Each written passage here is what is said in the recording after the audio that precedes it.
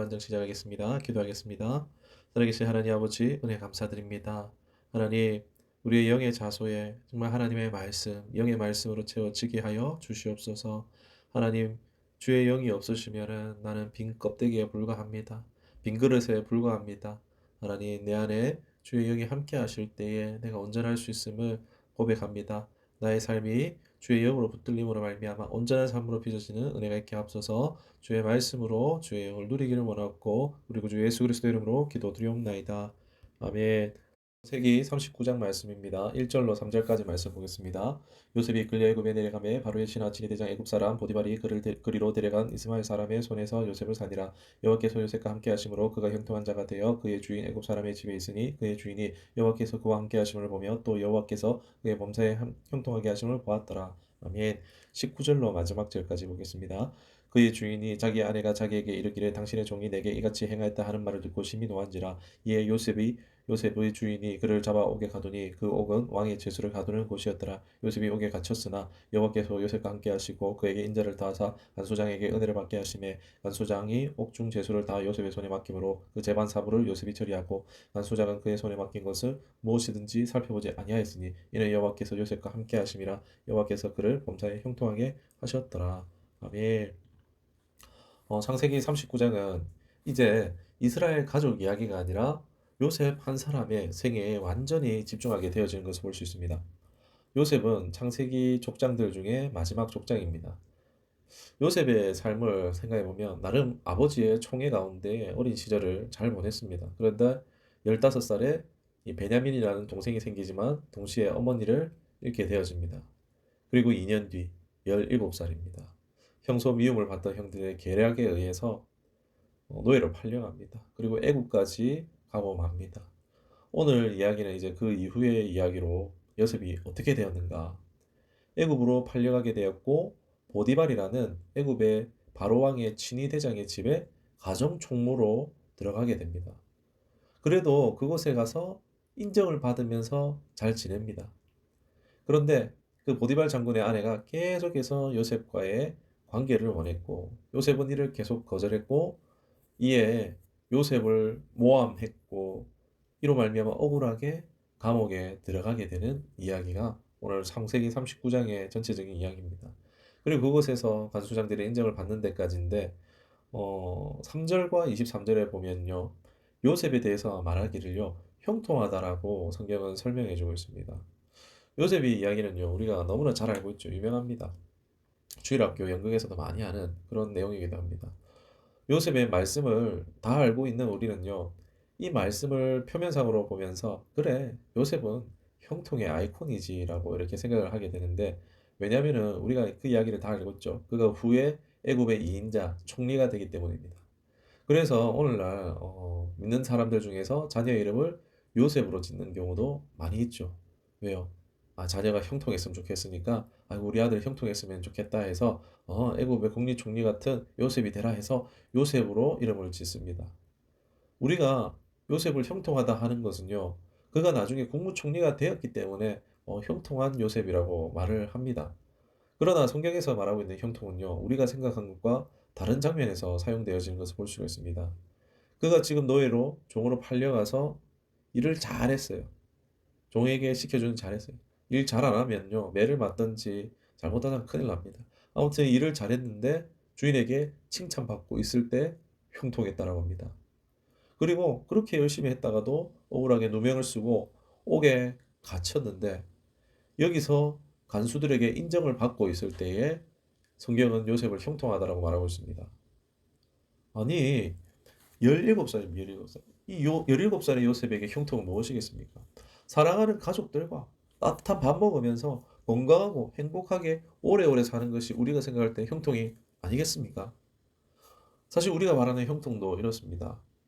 온 가족이 건강하고 가난하지 않고 하는 일마다 어렵지 않게 잘 풀리고 무사 평안한 상태에서 서로 사랑하며 화목하게 잘 지내는 것을 형통하다라고 생각을 합니다.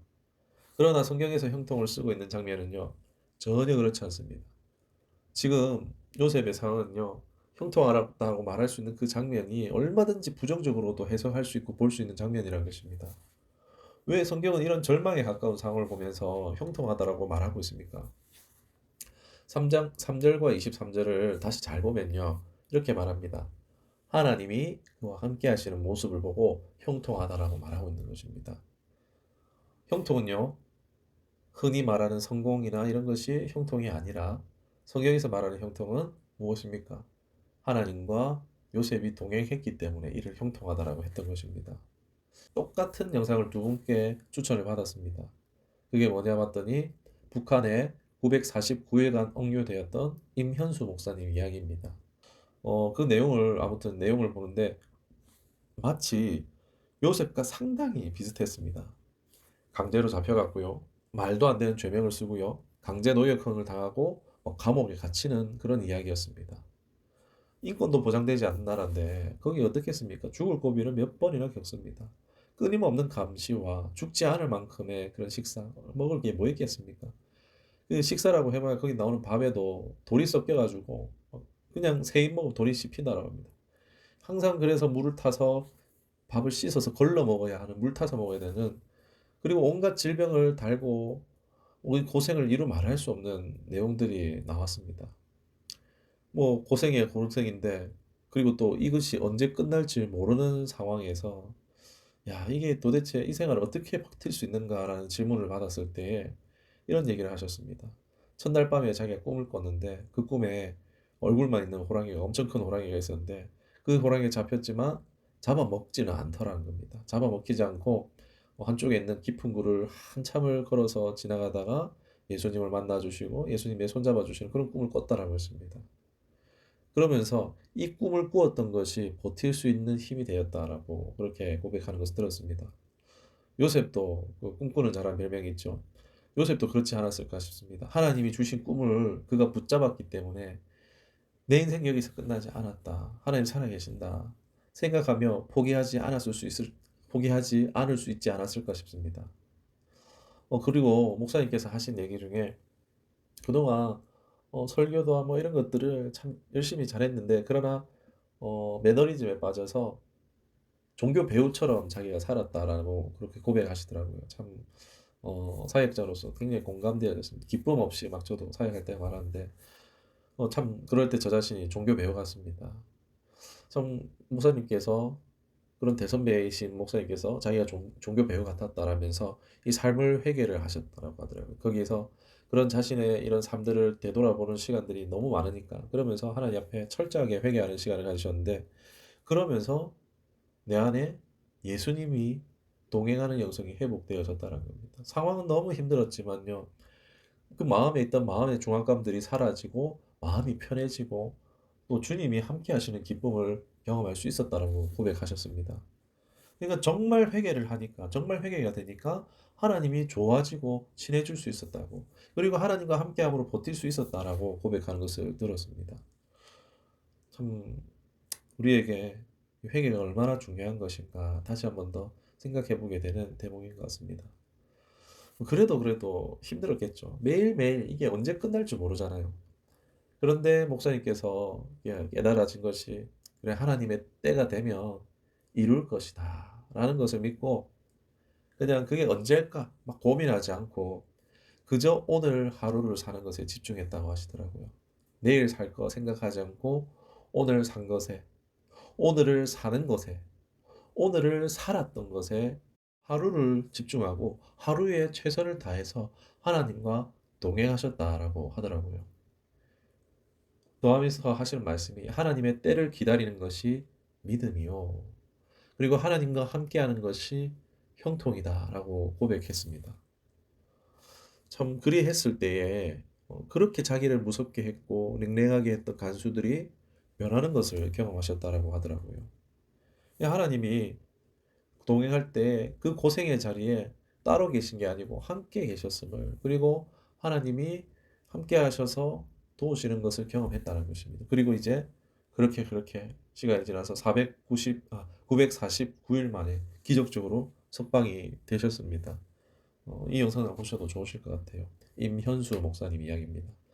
요셉의 이야기와 같다는 생각이 무척 많이 들었습니다. 진짜 얼마나 억울하고 원망스러움을 넘어서 절망스러운 상황이잖아요. 그런데 하나님이 주신 소망 하나 붙잡고 인간이 감당하기 힘든 이 시간을 소망 버리지 않고 그저 하루하루 오늘 하루 사는 것에 집중하며 오늘 하루 하나님과 동행하기에 최선을 다하셨을 때 하나님이 하시고 하나님이 이루시는 것을 경험한 것입니다.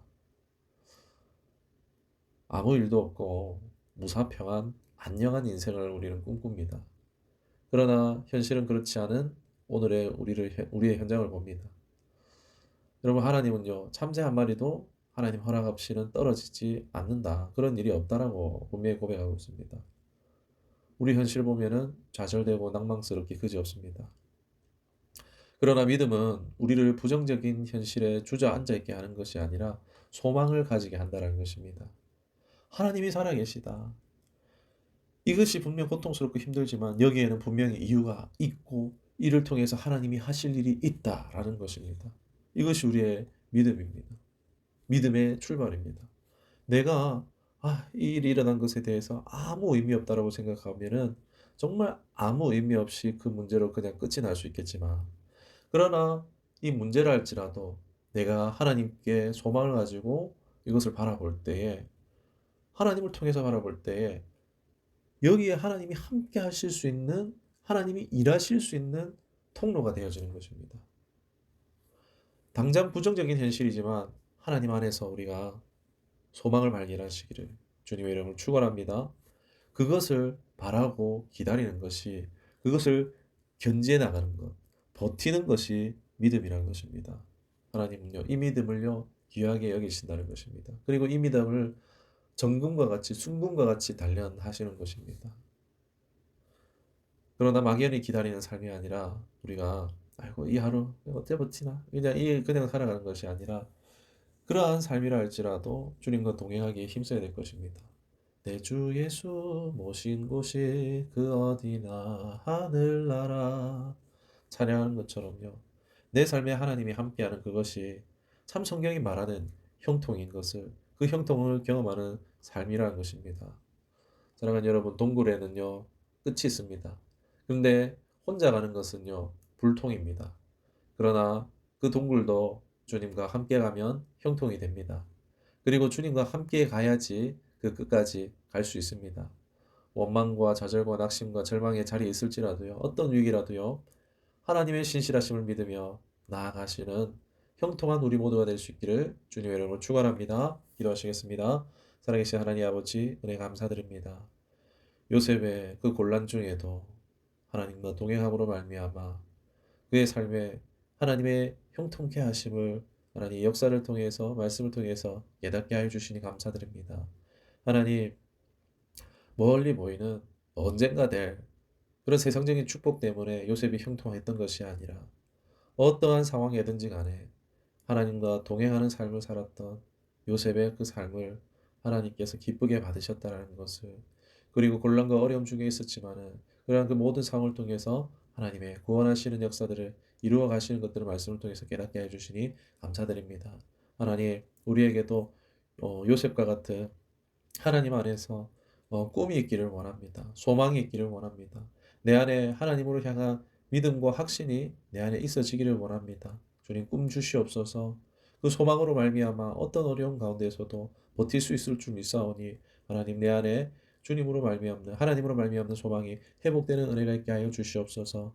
그리고 그 힘든과 어려움 가운데에 언제 이 시간이 끝나가나 절망과 낙심과 어려움 가운데 괴로워하는 것이 아니라 하나님과 동행함으로 말미암아 그 어디나 하늘나라 찬양하며 고백하는 것처럼 우리의 삶 가운데 정말 그 하루하루 하나님과 동행함으로 얻는 영적 유익과 그리고 결과적으로 영육혼 그 모든 삶의 영역들 가운데 열매 맺게 하시고 응답하시는 은혜의 역사가 우리 삶 가운데 경험해지기를 원하오니 주여 주장하시고 역사하여 주시옵소서.